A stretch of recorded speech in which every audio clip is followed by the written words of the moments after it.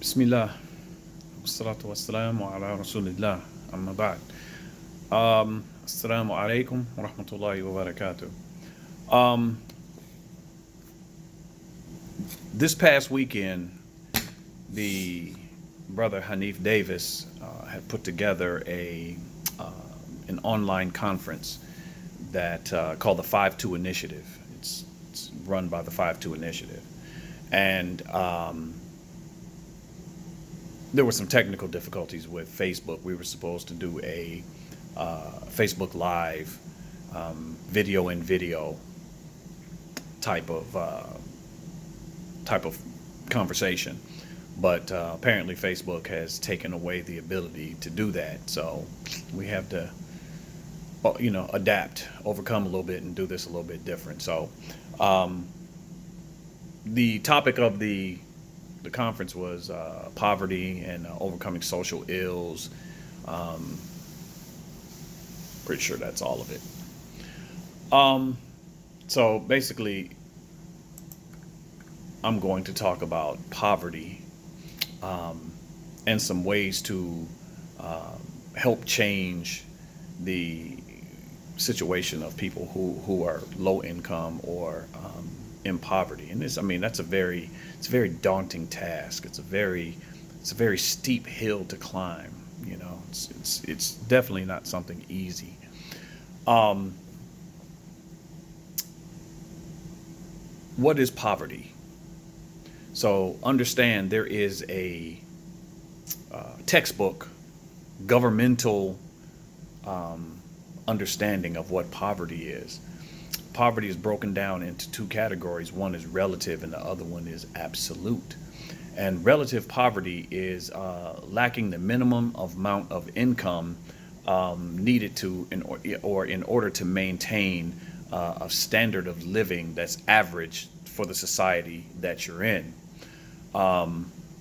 So that type of poverty is very relative to where you're at, the people that are around you. That's how you're gauged. That's the barometer for poverty. It's relative poverty. And then you have absolute poverty. And to put absolute poverty into layman's terms, you have nothing. You have you know, food, shelter, clothing. All of these things are, you know, you don't really have it. You have pockets of absolute poverty in the U.S., but most poverty is relative poverty. Um,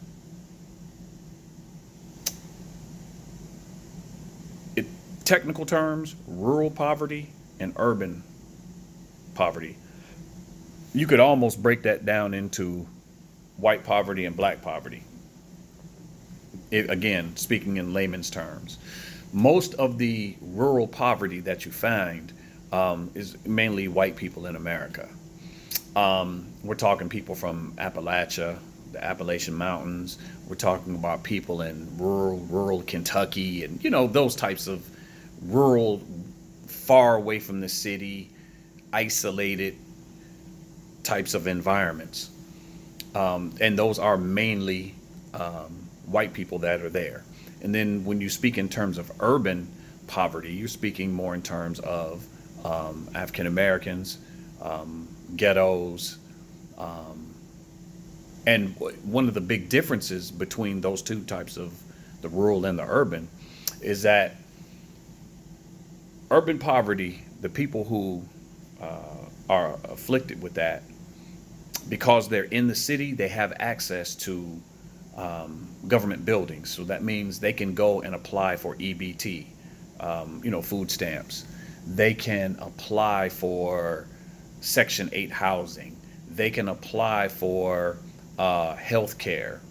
They can apply for any government plan, job training, whatever that the government offers as assistance to these people. But these rural, these people who are afflicted with rural poverty and, they live way out there, they live many times so far away that they don't have a means to get to the city to apply for these benefits.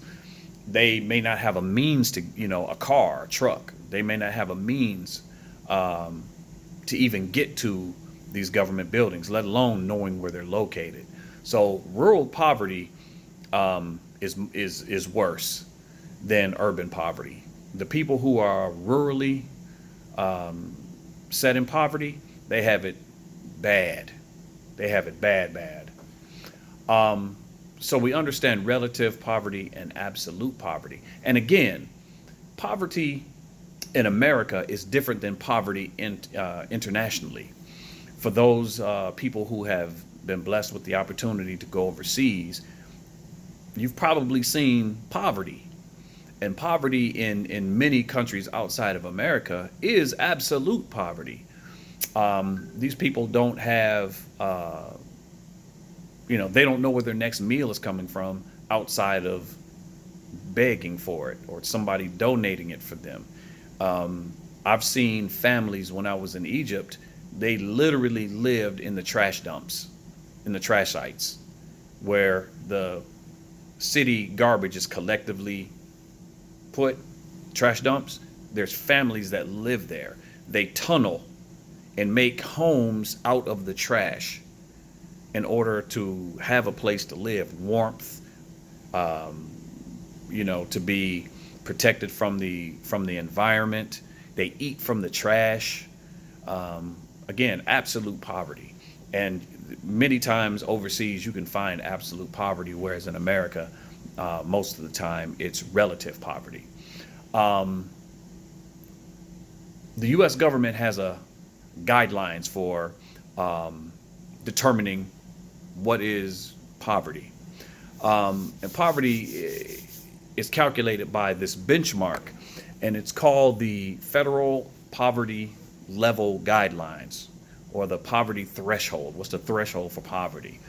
And these guidelines are used to determine the eligibility for government assistance, for housing, for food, for health care, for anything that the government has to offer for these people who are in this situation. So for one person to be considered, a family of one, you're an individual, $12,490 puts you in poverty. For a family of two, $16,910 is considered in poverty. And again, we're talking annually. We're talking 1 year. For family of three, $21,330. That family is considered to be in poverty. For a family of four, it's $25,750. Means that family is in poverty. They're at that minimum, right below that minimum amount. And so they're classified as being in poverty. So they determine this by estimating the minimum annual pre-tax income that is needed to purchase the basic necessities for life: food, shelter, clothing, and I sort of added in transportation. I think transportation is a necessity of life many times, because of like the urban environment right now in many cities is being gentrified. We can't really rely on buses anymore to get us to where the good paying jobs are, because when they gentrify communities and they move those inner city people out to the outlying communities, many times they will cut off the bus routes back into the city. So they'll stop shy of where the jobs are, or they won't come into the city at all. So I believe that transportation is a necessity for life, as far as being able to live in most places. Just like everything else, definitions of words and how we understand things, they evolve. They change over time. They change as we become smarter. It changes as we acquire knowledge and become more aware of all of the variables that are in play in reference to whatever the topic may be. So we can't just look at poverty from an economic perspective. Poverty and low income living situations, we need a more inclusive or needed a more inclusive definition of what does poverty mean? What are the variables, or what are the reasons, or what goes into determining poverty or defining poverty? So, a more inclusive understanding is the chronic inadequacy of resources of all types to satisfy basic human needs: nutrition, rest, warmth, bodily care. Poverty is not only a material deprivation, but it's also powerlessness, lack of opportunity, and lack of choices are open to the poor to change their situation. Poverty is considered a major hindrance to any form of development, financially, educationally. I mean, the list goes on. And many times poverty is handed down generationally the same way wealth is passed down generationally. Included in this definition would be the deprivation of opportunity to learn and to obtain better employment to escape poverty.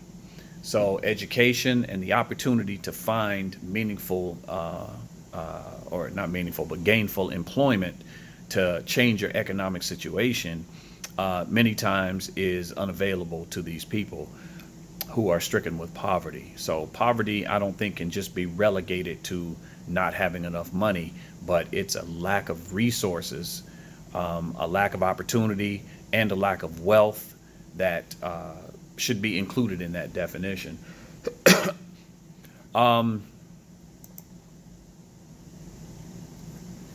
Another question. He said, is poverty man-made or a natural phenomenon?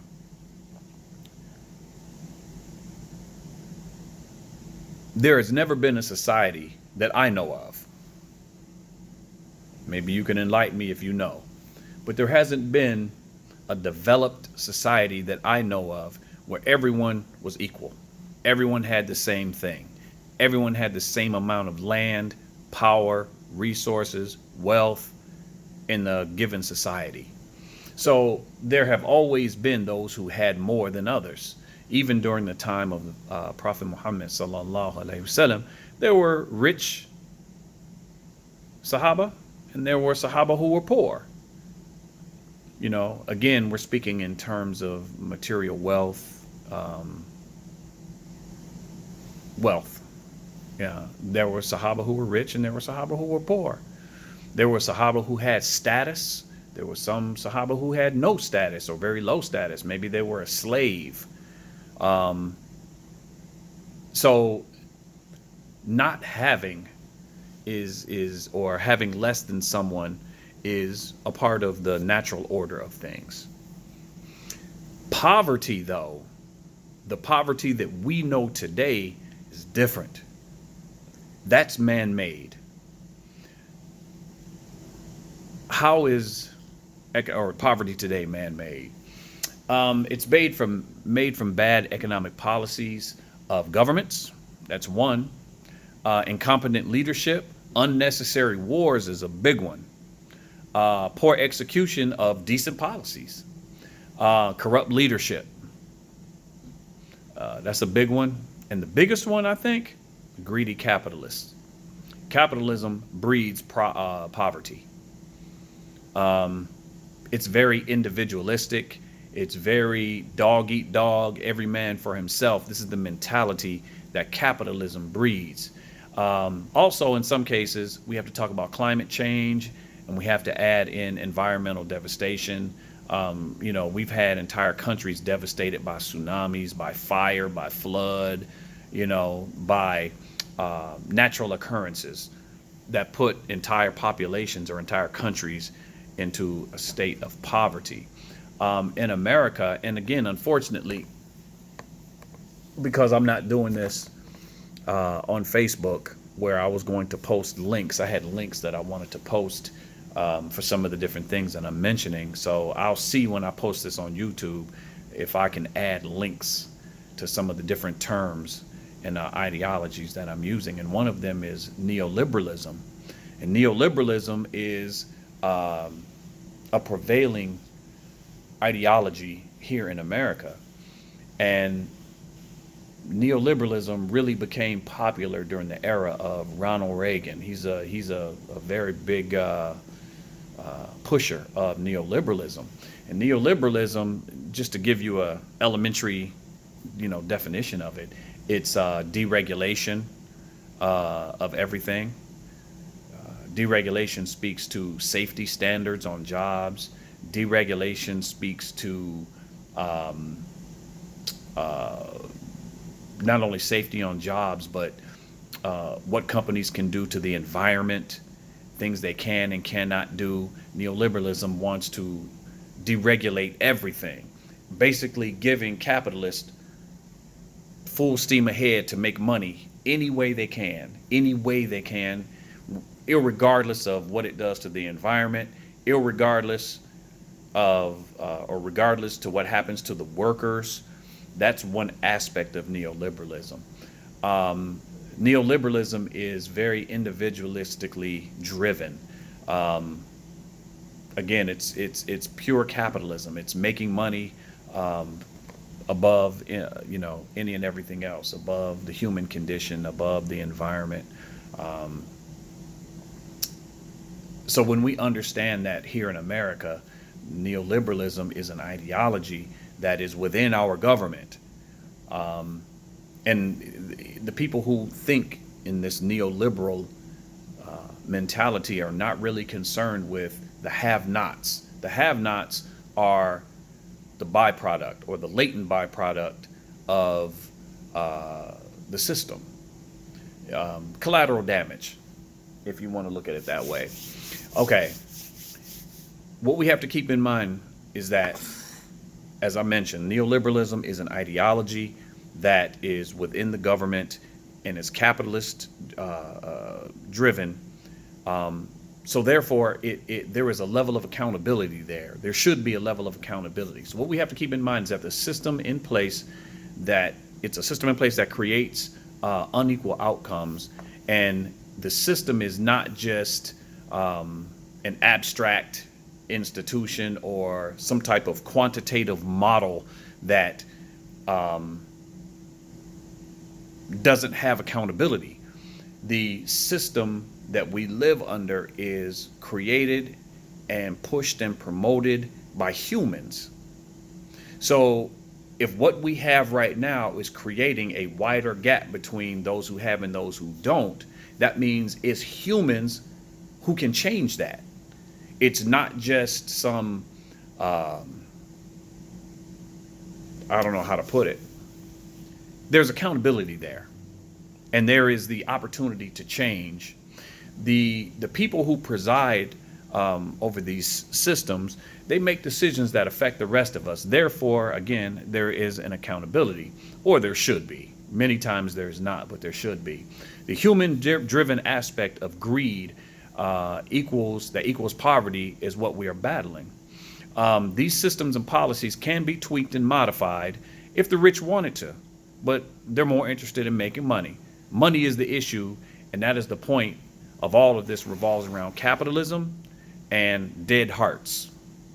Because there's no way that a person who has a healthy heart could be involved with a system or be the leadership of a system that subjugates entire demographics to poverty. This is one of the beauties of Islam, is that Islam teaches us how to take care of those who have less, by way of paying zakat yearly on our wealth, by way of some of the hadith and narrations that we have that tell us how we should view people who have less than us. It's not permissible for the Muslim to go to sleep with a full stomach, knowing that his neighbor next door is hungry. So it's almost like a war of ideologies. You know, you have neoliberalism, you have capitalism, you have all these isms, and then you have Islam. And Islam is balanced, and Islam is for the good of mankind.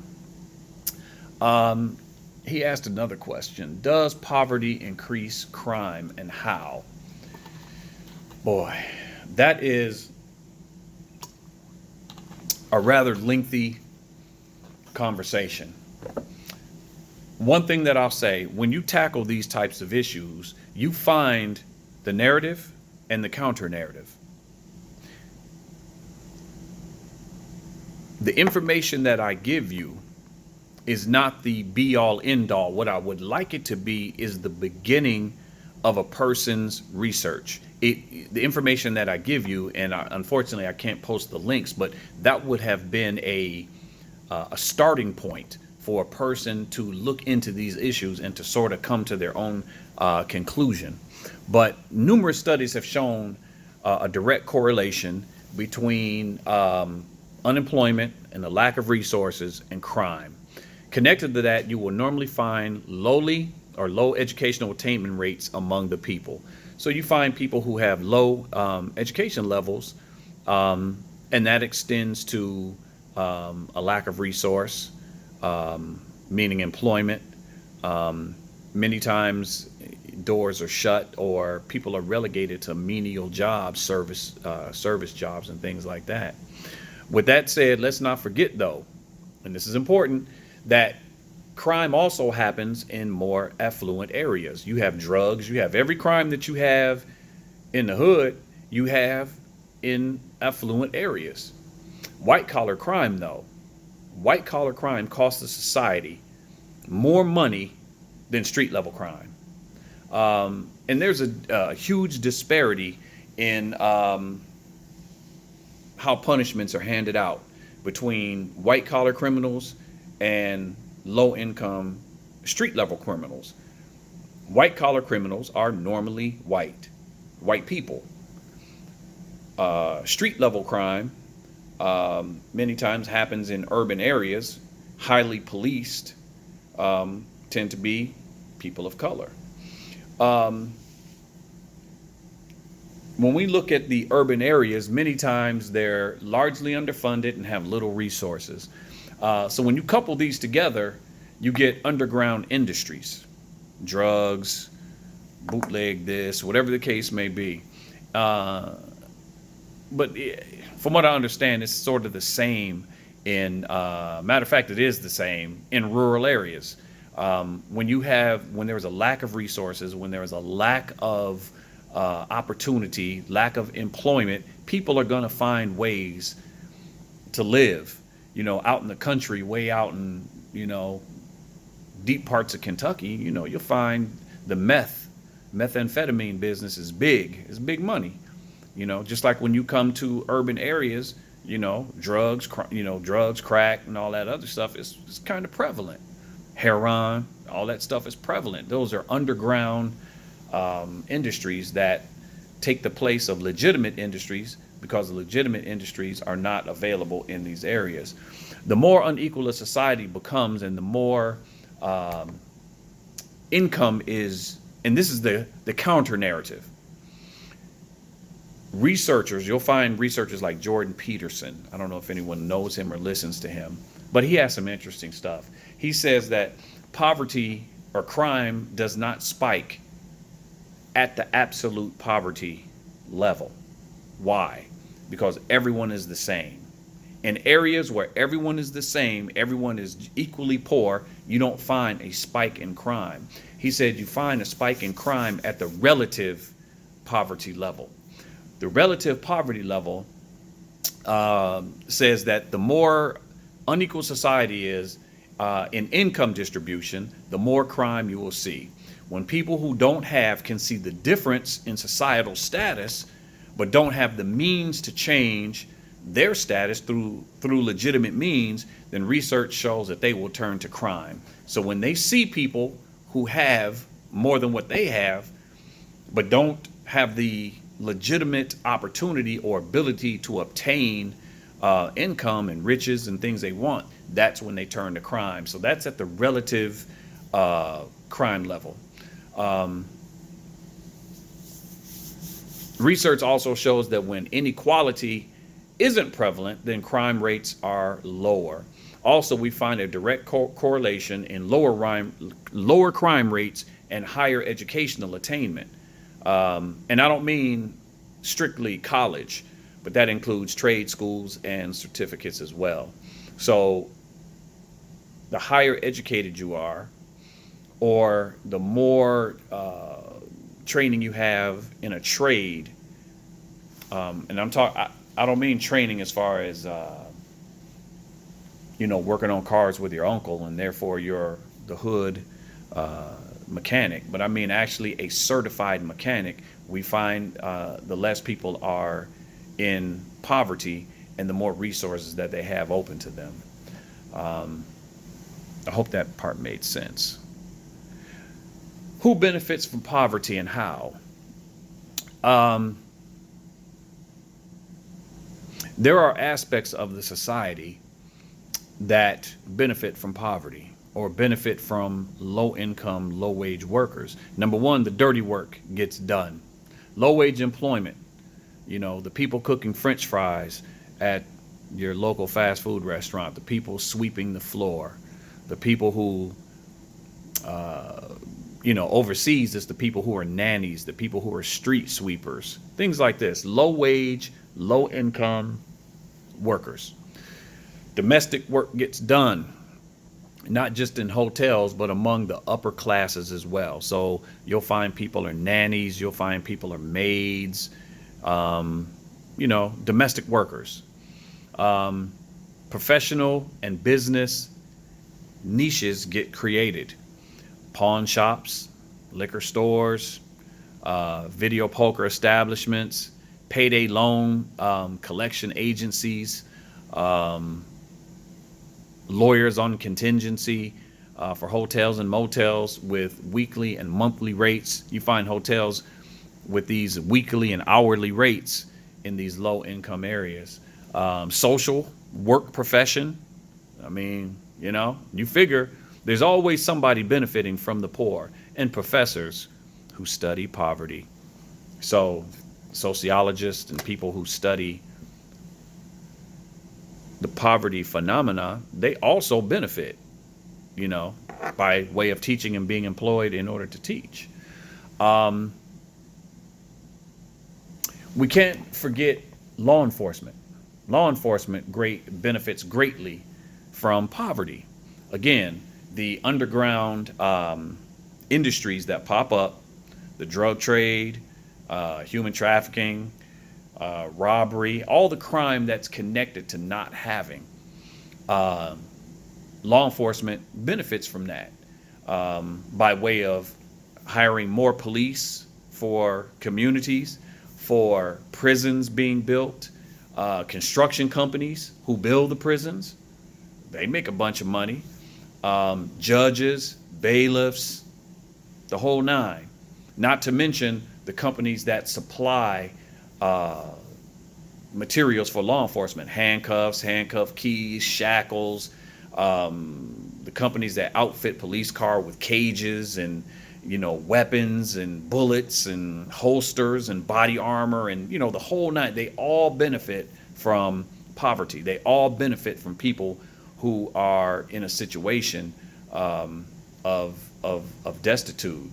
Low wage, again, I mentioned that low wage jobs get done and service connected jobs get done. I wanted to talk about culture of poverty too. The culture of poverty is basically the people who live in a poverty situation become so accustomed to it and the lifestyle that comes with being in poverty that it becomes like a self-fulfilling prophecy. Like they stop trying to get out of the situation that they're in because it has become generational and it's such a commonplace thing. And again, I had some links that I wanted to post that I'll see if I can post them in the in the video. He asked the question: has poverty been used as a weapon by the elite? Well, of course. Again, when we talk about who benefits from poverty, that was the previous question. It's the elites of the society, ultimately, but then you have the other aspects of the society that also benefit, the people who work the low wage jobs. If there was no low wage job, they wouldn't be working. So the society, in sociology, you have conflict theory, and I'm sort of going off on a tangent now, but you have conflict theory and you have social or structural functionalism. And conflict theory is, you have the bourgeoisie versus the proletariat. The bourgeoisie are all of those people who own the means of production. And then you have the proletariat, which is everyone else who works for them. And there's always that constant conflict between the bourgeoisie and the proletariat. Structural functionalism says that, all aspects of society play a function or play a role in making a society stable and making a society move forward. So somebody has to work the low wage jobs. Someone has to be the person who sweeps the street. Someone has to be the person to do menial labor. So although it sucks for the poor people, they play a part in a functioning society. So poverty is it just depends on how you view it. I mean, I personally think poverty is never good. Poverty is never good. It's never good for anybody. And poverty is something that, being in America, which is a rich country, there should be no reason that people are in poverty. I understand people being poor because not everybody is going to have money. Not everyone's going to have the resources and the education, and we have 320 million or plus people here in America, so we can't expect everyone to be the same. Some are going to have more, some are going to have less. But poverty, no, there should be no reason for poverty. Ways to beat poverty is the next question.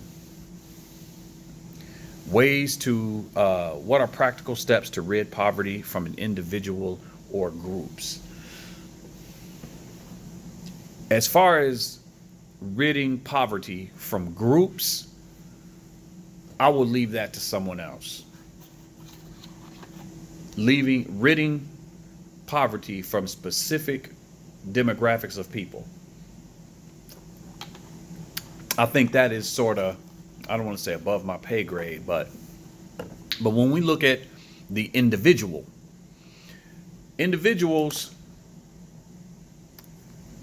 we have to increase our cultural capital. What is cultural capital? Cultural capital comprises the social assets of a person, be it their education, intellect, style of speech, style of dress, that promotes social mobility in a stratified society. How you talk, how you dress, your level of intelligence, your education. These are all things that we as individuals, we can work on those. We can work on interview skills.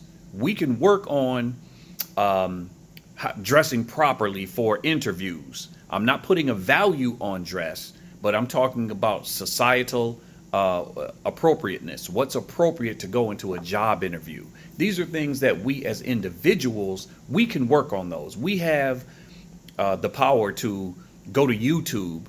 Many of us have internet, and we can turn off the entertainment stuff, and we can actually look at videos that speak to increasing our cultural capital as individuals. If each person looked to increase their own cultural capital, their own level of education, their own intellect, style of speech, how they carry themselves, this will have, I believe, an impact in the social mobility of the individuals. If all individuals in a demographic begin to think this way, then that right there will change the group situation, because you have the individuals working together or moving in the same direction. Then you have social capital. And the social capital is the network of relationships among people who live and work in a particular society, enabling the society to function effectively. Social capital. The more affluent use social capital to the utmost. Such and such is a businessman or a CEO or what, he's an attorney or whatever the case may be. His daughter or his son is set to graduate from college. Well, this man has a social network that he can call his friend or an acquaintance, someone that he's cool enough with, that he can call and say, hey, Bob, my son or daughter is graduating from college. Hook them up with a job. Oh, they're graduating? I got you. And they put them on. And that's a part of the social capital. We have to increase and have a better quality of social capital. If everybody in your social group is doing the same thing, then you have what's considered low social capital. I have people in my social network that are above me, way above me, and I have people who are below me that I consider to be below me. And I'm always looking to increase people above me, because if I need a job, if I need a letter of reference, if I need help, I have people I can go to that are above me. And the same thing, people who are economically or educationally or whatever the case may be, however you view it, may be below me in terms of social capital, then those people have access to me and what I have. My students have less social capital than I do. Therefore, they come to me for letters of reference for college. They come to me in reference to writing them letters for getting into programs, getting into different colleges and things like this. So that is a form of social capital. We need to become more financially literate. I'm talking about low income, people who may be in low income area, and I understand that when you're in poverty, it's kind of hard to focus on these things when you're living hand to mouth, but it is what it is. We need to become more financially literate and understand how money works in this country, how money moves, how to invest. We need to learn the difference between a want and a need. Yeah, I want those new Jordans. Psych, I don't wear Jordans, but as an example, I want those new Jordans, but do I need those new Jordans? If I'm in such a situation that I'm not, I'm struggling a little bit, or, maybe for once in my life, I hit a lick and made a come up and I got a little bit of extra money. Well, instead of going to buy something that you want, put that money towards something that you may need. Put it towards something that maybe your children may need. Put it toward education. Put it towards changing your living situation. Again, we need to learn the difference between a want and a need. Another thing I think we can do is we can find successful mentors, even if it's just online, and create a framework in which to begin financial change. Almost all of us have access to the internet. A mentor doesn't necessarily have to be someone that you have personal access to, but it could be someone that you pattern yourself after. You pattern financial situations. You pattern your life after aspects of your life. You use them as a framework for how you're going to change your situation. Another big one, there's a direct correlation between education and success. Education does not mean, or is not just relegated to college, but it also means get a trade. Some people are not academically acclimated, or not acclimated, but oriented. So some people are, love working on cars, or they want to be a carpenter or a plumber or whatever the case may be. Whatever you want to be, become certified in it. Get legitimate certification